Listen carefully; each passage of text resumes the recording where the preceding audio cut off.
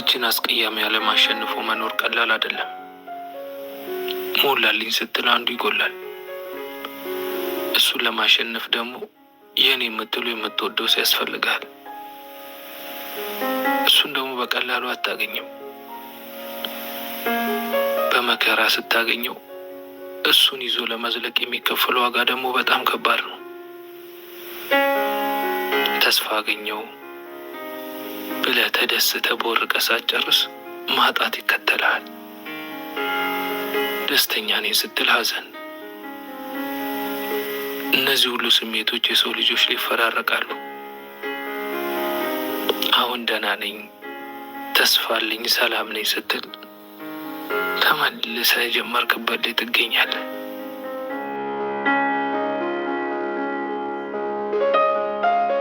አቶ በስተመጨረሻም እንግዲህ ለኤፍራታ ያው ነግሯታል። ምክንያቱም እንግዳ ይዤ ልመጣ ነው፣ ተዘጋጅተሽ እንድጠብቅኝ እፈልጋለሁ በማለት ጠይቋታል። ብዙ ነው ወይ የሚመጡት ስትለው አንድ ሰው ብቻ ነው የሚመጣው ብሏታል ማለት ነው። ቀጥታ ወደ ቤት ማንን ይዞት ሊመጣ ይችላል? በእርግጠኝነት ቃልን ራሱ እዞት ሊመጣ ይችላል ማለት ነው። እንግዲህ ኤፍራታ ጃኬቱን ወስዳ ለማን እንደሰጠችው እና ከማን ጋር እንደተገናኘች ራሱ እናቱ አይቷል ማለት ነው። በነገራችን ላይ ጃኬቱን መለሽለት ወይ ብሎ ሲጠይቃት እሷ ራሱ እጅግ በጣም ደንገጥ ነበር ያለችው ማለት ነው።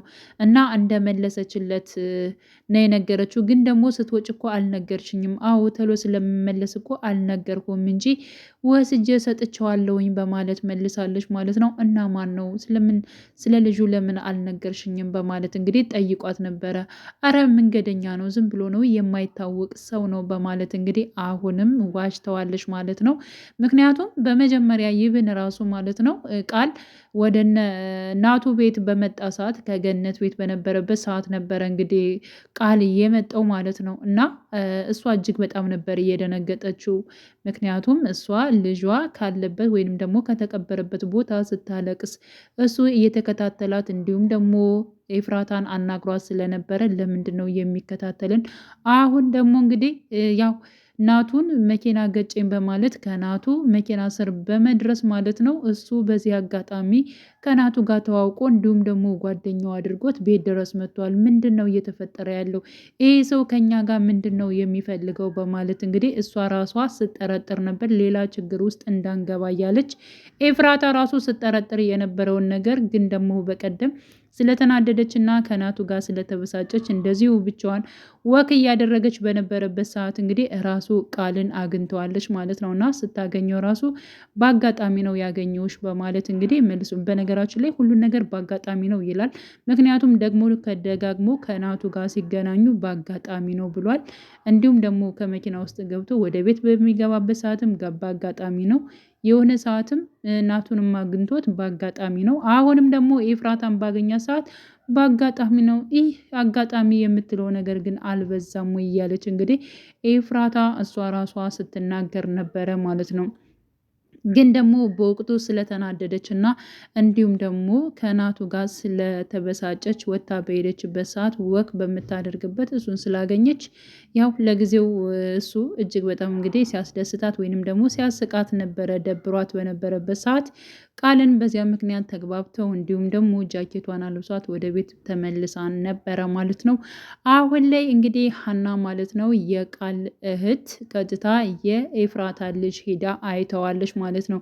እጅግ በጣም ነበር ደስ ያላት። ከልጁ ጋር ለመጫወትም ጊዜ ለማሳለፍም እጅግ በጣም ወዳ ፈቅዳ ነበረ። ግን ደግሞ ቃል በደንብ ከልጁ ጋር መግባባት የለብሽም፣ ከሱ ጋር መሆንም የለብሽም። እኔ እኮ እዚህ ያመጣሁሽ እንድታዩ ነበር፣ አሳይኝ ስላልሽ ነው እንጂ ያመጣሁት ይህን ያክል ከሱ ጋር እንድትግባቢ አይደለም፣ መሆን የለበትም እያለ ሲናገራት ነበር ማለት ነው። እንግዲህ እናቱ ያው ሉሊት ወደ ቤት መመለሷንና እንዲሁም ደግሞ ከነገኒ ጋር መሆኗን ባወቀ ሰዓት እጅግ በጣም ነበር እየተናደደው። እንዴት ወደዚህ ቤት ልትመለስ ትችላለች ብሎ በጣም ነበር ጓ ያለው ማለት ነው። እና ያው ሉሊትንም አንገቷን ይዞ ለምንድን ነው ወደዚህ ቤት የገባሽው? ለምን መጣሽ? ብሎ እንግዲህ እንቅ አድርጓት ነበረ። ግን ደግሞ እሷ እዚህ ቤት የመኖር ድርሻ አለኝ፣ ስለዚህ ለእኔም ይገባኛል በማለት እንግዲህ ወረቀት አሳይተው ነበር። ወረቀቱን ስታሳየው ግን ወዲያውኑ ነበር ቀዶ እየጣለው ፊቷ ላይ ማለት ነው። ግን ደግሞ ሌላ ኮቢ ወረቀት ስላለኝ ችግር የለውም በማለት እንግዲህ ነግረዋለች። ዘወር ሲል እሷን እየታገለ ባለበት ሰዓት ዘወር ሲል ደግሞ ጽ ወድቃ ራሷን ስታ አይቷታል እናቱ ማለት ነው። እና ሉሊቱን በመተው ወደ እህቱ ነበር የሮጠው ማለት ነው። እህቱን ገፍታ የጣለቻት እና እንደዚሁም ያደረገቻት ደግሞ ራሷ ሉሊት ነች ማለት ነው። እና አሁንማ አለቀልኝ፣ አሁን ተነስታ እኔ እንደጎዳዋትና እኔ እንደገፈተርኳት ካወቀ እውነት ይገለኛል፣ ምን ማድረግ አለብኝ እያለች እንግዲህ ሉሊትም ግራ እየተጋባች ባለበት ሰዓት ግን ደግሞ ጽ ካለችበት ስትነቃ ራሷን ስታቅ ያው ማን ነው እንደዚህ ያደረገች ማን ነው የጎዳሽ ብሎ በጠየቃት ሰዓት ጽ ደግሞ እውነቱን አልተናገረችም። ምክንያቱም ጽ ያለችው ነገር እኔ ማንም አይደለም ወድቄ ነው ብላለች ማለት ነው። ሉሊት አይደለችም ብላለች ማለት ነው። እና በጣም ነበር የገረማት ሉሊት ራሱ ለምንድን ነው እውነቱን ያልተናገረችው? እኔ እንደገፈተርኳት፣ እኔ እንደጣልኳት፣ እኔ እንደጎዳዋት ለምን አልነገረችውም? በማለት እንግዲህ ጠይቃት ነበረ። በነገራችን ጽን ራሱ ጠይቃት ነበረ።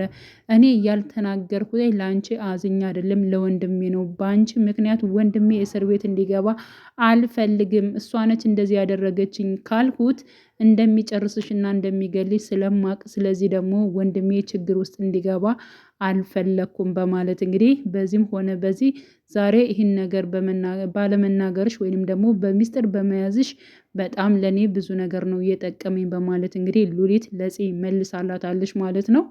ሲቀጥል እንግዲህ አሁን ላይ ማለት ነው እጅግ በጣም እንትን የሚለው ደግሞ ያው ለምንድን ነው ያወቀውንና እውነቱን ማለት ነው ለኤፍራታ ያልነገራት? ምክንያቱም ከወንድ ጋር እንደተገናኘች እንዲሁም ደግሞ ከሱ ጋር ተገናኝታ ጃኬቱን እንደመለሰች ሌላ አልፎ ሂያጅ እንዳልሆነ የምታውቀው ሰው እንደሆነ ቃል እንደሆነ እንዲሁም ደግሞ እሱ መኪና ገጭቶት ወደ እሱ ቤት የመጣው እንደሆነ ይህን ነገር እሱ በደንብ ያውቃል። ለምንም አሁን ላይ ምንም አብራርቶ ራሱ አልነገራትም ማለት ነው። እና አሁን ላይ እንደዚህ ማድረግ የለብኝም፣ ሁሉን ነገር በሚስጥር መያዝ አለብኝ በማለት እንግዲህ ራሱ እናቱ ወስኗል። ግን እንዴት አስቻለሽ? እንዴት በእኔ ላይ ሌላ ሰው ትይዣለሽ? እያለ እንግዲህ በውስጡ እያወራ ይገኛል። እኔ ያለሷ መኖር አልችልም፣ ያለሽኝ እኮ አንቺ ነሽ፣ ያለ አንቺ መኖር አልችልም እያለ እንግዲህ እሱም እያወራ ነው። ናቱ ምን ሆነ ይሆን? ለምንድን ነውስ እንደዚህ በጣም የተናደድከው? ምን ተፈጥሮ ነው? እኔ የማላቀው ምን ሆነ ነው እያለች እንግዲህ እሷም ማለት ነው ኤፍራታን ፊቱ ስለተቀያየረባት ናቶንም ስጠይቀው ነበር። እሱ ግን ምንም ነገር አልሆንኩም፣ ያው ስራ ያልተስተካከለ ነገር ስላለ ነው እያለ እንግዲህ እሱም እየመለሰ ይገኛል ማለት ነው። እንግዲህ በስተመጨረሻ በነገራችን ላይ አሁን ላይ ቃልን ወደ ቤት ያመጣዋል። በዚያ መልኩ እስኪ ማን ነው ፍቅር ያለበት? ኤፍራታ ነች ወይንስ ደግሞ ራሱ ቃል ነው? በእርግጠኝነት ቃል ነው እንጂ እሷ እንዳልሆነች ያው ሁላችንም የምናውቀው ጉዳይ ነው ማለት ነው። ቃል እንግዲህ አንድና አንድ የነናቱን ቤተሰብና እንዲሁም ደግሞ ያው የነያፌትን አጠቃላይ ማለት ነው ቤተሰብ የእሱ አክስት ማጥፋት ትፈልጋለች። ወይዘሮ ትዝታ የምትባለው እሷ ነች እንግዲህ ተከታተል እንደዚህ አድርግ ብላ ወደዚህ ቤት እንትን ያላከችው ማለት ነው። ግን እሱ በኤፍራታ ፍቅር ወድቋል ማለት ነው። ኤፍራታን ስለሚወዳት ስለሚያፈቅራት አሁን ላይ ነገሮቹን ትቶ ወይንም በቀላሉ እየተከታተለ እንዲሁም ደግሞ የኤፍራታ ልጅ ግደል ብላ የላከችው ትዝታ ልጇን ሳይገድል እየተንከባከበላት እያኖረላት ይገኛል ማለት ነው። በነገራችን ላይ በዚህ ልጇን እስካሁን ስላለ ወይንም ደግሞ በህይወት ስላለና እየተንከባከበላት በመሆኑ እጅግ በጣም ነው ደስ የሚለው። ኤፍራታን በስተመጨረሻ የምትደሰትበት ወይንም ደግሞ ይህ ነገር ደግሞ እንደ መደራደሪያ የሚያቀርብበት ሁኔታ ይሆናል። ምክንያቱም ልጅሽን ከፈለግሽው ወይንም ደግሞ ልጅሽ እንዲመጣ ከፈለግሽ ያው እናቱን ትተሽ እኔን ውደጅኝ ወይንም ደግሞ ከኔ ጋር መሆን አለብሽ ብሎም እንደ ድርድር ራሱን ሊያቀርብባት ይችላል ማለት ነው። ብቻ አሁን ላይ እጅግ በጣም ያው ነገሮቹ እየከበዱ የሚመጡበት ሁኔታ ይመጣል ማለት ነው። ያፌትን በእርግጠኝነት ይመጣል ከናቱ ጋር በመሆን ትዝታንና እንዲሁም ደግሞ እነቃልን እንደሚታገሏቸው ተስፋ እናደርጋለን። ሉሊትም በእርግጠኝነት እነሱን ለመጉዳት ወይንም ደግሞ ከነሱ ጋር መጥፎ ነገር ለማድረግ ላይሆን ይችላል፣ እውነት ተቀይራ ሊሆን ይችላል። እነሱን ለማገዝ ካሉበት ነገሮች ለማውጣት የምትታገለው አጋጣሚ ይኖራል ብዬ አስባለሁ ማለት ነው። ምክንያቱም ከነሱ ጎን ትቆማለች ብዬ አስባለሁ። በነገራችን ላይ ከነ ቃል ቤት ገብቶ የነ ቃልን ዶክሜንት የወሰደው ማን ሊሆን ይችላል? እንግዲህ በነገራችን ቢኒ ይሆናል ይህን ነገር ያደረገው ማለት ነው። ቢኒ በነገራችን ላይ ቢኒ ታሬ እንዲሁም ደግሞ ሉሊት ሆነው አብረው እየሰሩ ይገኛሉ። ስለዚህ አጠቃላይ ማለት ነው ከያፌት ጋር እንዲሁም ደግሞ ከናቱ ጋር እንደሚሰሩ ተስፋ እናደርጋለን። እንዲሁም ደግሞ የናቱን ቤተሰቦች በሙሉ እናጠፋለን ብላ የተነሳቸውን ያው ከዚህ በፊት እንግዲህ የያፌት ጥላት የነበረችውን ማለት ነው ትዝታን እነሱ